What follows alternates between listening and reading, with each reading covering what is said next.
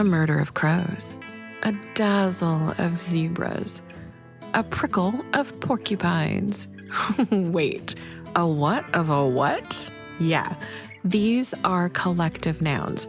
And this is a gather of gatherings where we unravel the peculiar, charming, and charismatically poetic world of collective nouns and use them as a launchpad to explore language, story, culture, curiosity, and what it means to be human.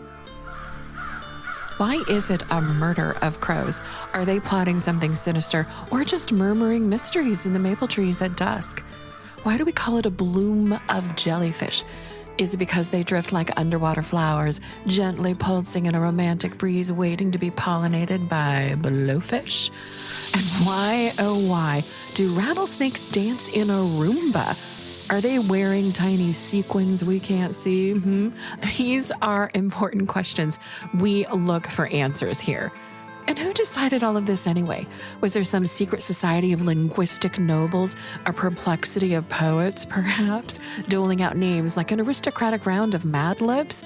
Because if so, I'd very much like a seat at that table and a sip of what they were drinking or a nibble of what they were noshing.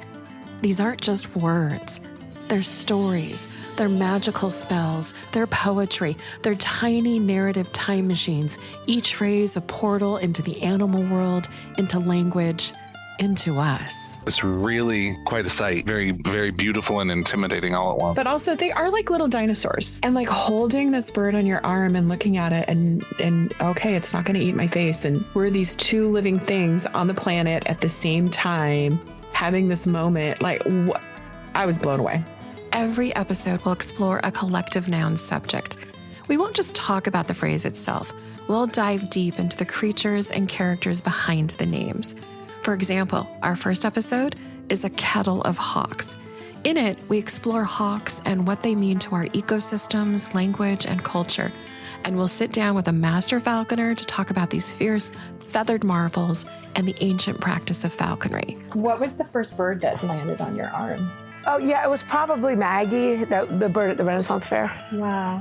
You know, she was a Harris's hawk. Yeah, it was probably Maggie. The first bird I ever held on my arm was probably Socrates. He was an old eagle owl. But the biggest moment is when I trapped my first red tail. And then I've got this baby dragon on my glove. And that's, oh my God, this is so cool.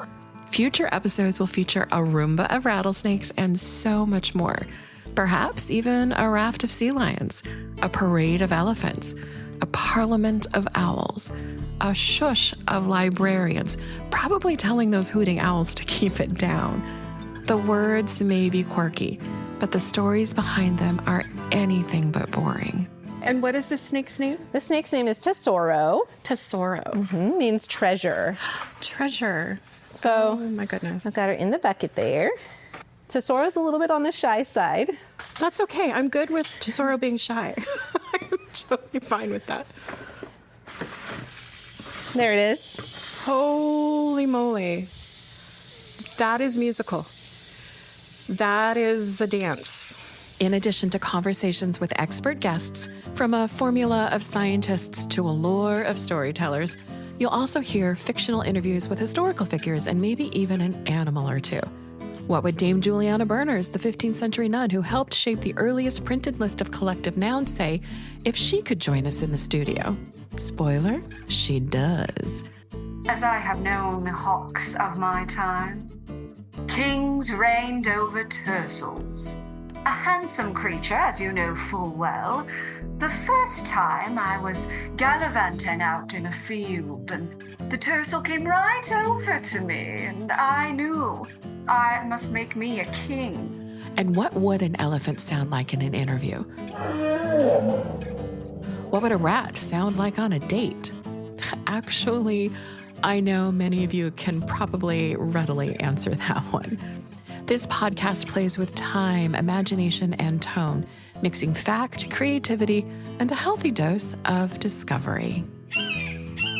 If I were a hawk, I would fly as high as my wings could possibly take me to get a true bird's eye view of the world. Language has always been about connection. Whether we're talking about a kettle of hawks, an embarrassment of pandas, or a leap of leopards, These phrases are more than tongue-twisting trivia. They're tiny windows into how we think, how we feel, and how we gather with each other, with language, and with the natural world. Known as collective nouns or poetically terms of venery, these quirky group names once roamed the pages of medieval hunting guides. Pastimes reserved mostly for the noble, the wealthy, and the very, very elite posh. Today, we might also call them nouns of assembly or simply group terms, but whatever the label, they carry something far deeper than grammar. They hold story, metaphor, mischief, memory, and magic. And best of all, now they belong to everyone, not just the aristocrats, the scholars, or the keepers of old books, but to the curious, the creative, the classroom daydreamers, the storytellers, the astronomers, the healers, the coffee drinkers who crochet gnomes at night, the kids who whisper poems to pigeons. These words are yours, ours, free to speak, to reshape, to wonder aloud. You know, in a world that may try to quiet you, wonder always finds a way to sing. They may gate the libraries and shift the margins, but your curiosity still turns the pages, and freedom and expression and understanding take shape. And who knows, maybe it can all start with a waddle of penguins or a romp of otters or a conspiracy of kittens. Shh, I think I just made that last one up. I'm not sure, but I like it. So let's explore together. Let's chase the stories, meet the voices, real and imagined, and discover just how much wonder is hidden in a single strange little phrase. And let's gather and connect through the power of story. So Sean and I just took your basic falconry lesson this morning, and I've always been afraid of birds. And that moment, though, when Diego landed on my hand, I felt a little bit bigger than life, too, because he's such a powerful little baby dragon, and it was the most wonderful experience I've ever had. So I have to thank you for that. Sure. Why? What makes you? Did you have a bad experience? A goose bit you or some parakeet, and it would love to get into my hair. And I just felt like I couldn't control the situation, and it could do what it wanted, but I couldn't because I didn't want to hurt it. So ever since that, I'm like, oh, they're going to eat my face and they're going to take all my hair. You're going to steal my hair and build a nest. So, but you made the experience feel so safe, like, because you educated us and you told us what you do. And I mean, Sean can attest to this. It was magic. Good. I'm Kelly, and this is a gather of gatherings where your curiosity is contagious and your imagination always has a seat at the table. Like, follow, and share the show wherever you collect your podcasts and listen and linger. Check out our first episode, A Kettle of Hawks. And if a collective noun has ever made your heart skip, your brain buzz, or your tongue twist, I want to know. Until next time, what's your favorite collective noun?